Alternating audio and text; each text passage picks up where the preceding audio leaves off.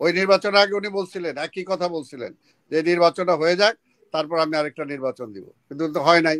152টা সিটে তো কোনো বিনা ভোটের নির্বাচন, বিনা ইসে নির্বাচন নির্বাচিত হয়ে গেছে। তারপরে কি বাতিল করছিল? করে নাই। এর জন্যই এই জন্যই বেগম খালেদা জিয়া টিকে আছে। আমরা চাই দেশটা ভালো থাক। সেই 71 সালেও যে ভোটের অধিকারের জন্য লড়াই করছি, আজকে 2024 সালেও ভোটের জন্য লড়াই করতে হইতেছে। এটাই কি স্বাধীন দেশ? ওনার সাথে রাজনীতি করি নাই আমরা, ওনার সাথে রাজনীতি করি নাই আমরা। ওনার এখন বাবার এটা না না, আমরা স্বাধীনতার আগে সেটা করছি, স্বাধীনতার পরে তো আমরা ওনাদের মানে ওনাদের আওয়ামী লীগ শোনেন, একটা হলো যে পরিষ্কার যে কথাটা, যে এই কথাগুলো তো আমরা বারবার বলছি, বিভিন্ন টক শোতে বলছি, বিভিন্ন বক্তৃতায় বলছি যে আপনি এদিকে এদিকে দেশটাকে ঠেলে দিয়েন না। সালাম ভাই, আপনি আপনারা ক্লিয়ার করেন দেশটা যে এদিকে ঠেলে দিয়েন না। স্বাধীনতার পর এই সালাম ভাই এই জাসদের মাধ্যমে শেখ মুজিবের বিরোধিতা করে আসছিল, ওটা একটু বলে তাহলে সুবিধা হবে। এটা হাসিনা আপা ক্লিয়ার না বোধহয়।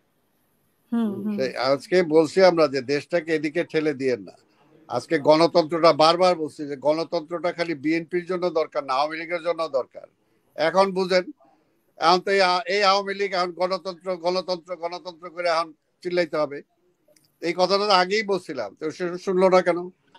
আজকে যদি ইলেকশনের মাধ্যমে তার যদি ক্ষমতার পরিবর্তন হইতো, তাহলে কি আজকে তার এক শাড়ি পরে চলে যেতে হইতো? আজকে কি তার দলের অবস্থা এরকম হইতো?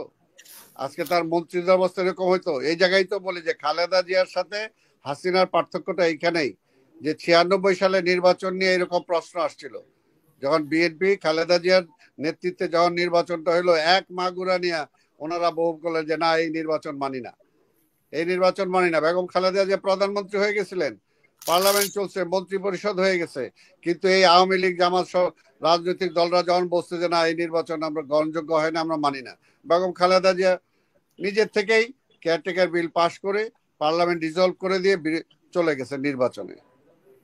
এইটাই পার্থক্য, এইটাই হলো পার্থক্যটা। কিন্তু শেখ হাসিনা 2014 সালে কমিটমেন্ট করার পরও কিন্তু উনি আরেকটা নির্বাচন দেন নাই। ওই নির্বাচনের আগে উনি বলছিলেন, একই কথা বলছিলেন যে নির্বাচনটা হয়ে যাক, তারপর আমি আরেকটা নির্বাচন দিব, কিন্তু তো হয় নাই।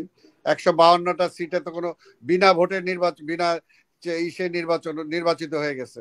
তারপরে কি বাতিল করছিল? করে নাই।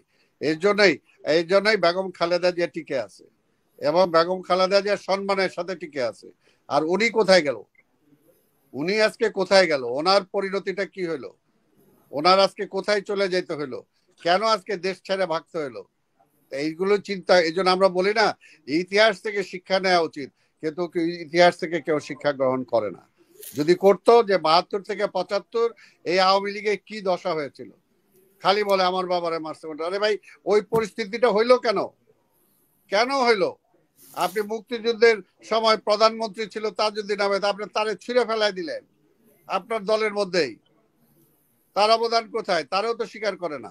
এর জন্য তারপরে কি হলো, যেভাবে একদলীয়, বারবার বলছি যে একদল করেন না, আজকে সমস্ত রাজনীতি নিষিদ্ধ করেন না, করে দেওয়ার শেষ হয়ে গেল। তাতে কি হয়েছে? ওইটার পরিণতি 75-এর এই পট পরিবর্তন হয়েছে, আবার ওইটাকেও আপনারা স্বীকার করেন না, অথবা ওইখান থেকে শিক্ষা গ্রহণ করেন নাই। শিক্ষা গ্রহণ করা উচিত ছিল। 111 থেকে শিক্ষা গ্রহণ করা উচিত ছিল, 90 থেকে শিক্ষা গ্রহণ করা উচিত ছিল, 96 থেকে শিক্ষা গ্রহণ করা উচিত ছিল। যদি হইতো, তাহলে আজকের এই 2024-এর আজকের এই অবস্থাটা হইতো না। এই জন্যই বলবো যে আজকের যদি আমরা রাজনীতি করে আসছি, দেশের জন্য যুদ্ধ করছি, দেশ স্বাধীন করছি, আমরা চাই দেশটা ভালো থাক। সেই 71 সালেও যে ভোটের অধিকারের জন্য লড়াই করছি, আজকে 2024 সালেও ভোটের জন্য লড়াই করতে হইতেছে। এটাই কি স্বাধীন দেশ? কাজে সেই অবস্থা যাতে না হয়, এই অবস্থা যাতে না হয়, আমরা তো চাই ভাই আমাদের মুক্তি। আমরা কি ওই ধন সম্পদ চাই না, কিন্তু সম্মানটা চাই। সেই সম্মানটাও এই দেশে ছিল না। অসংখ্য ধন্যবাদ।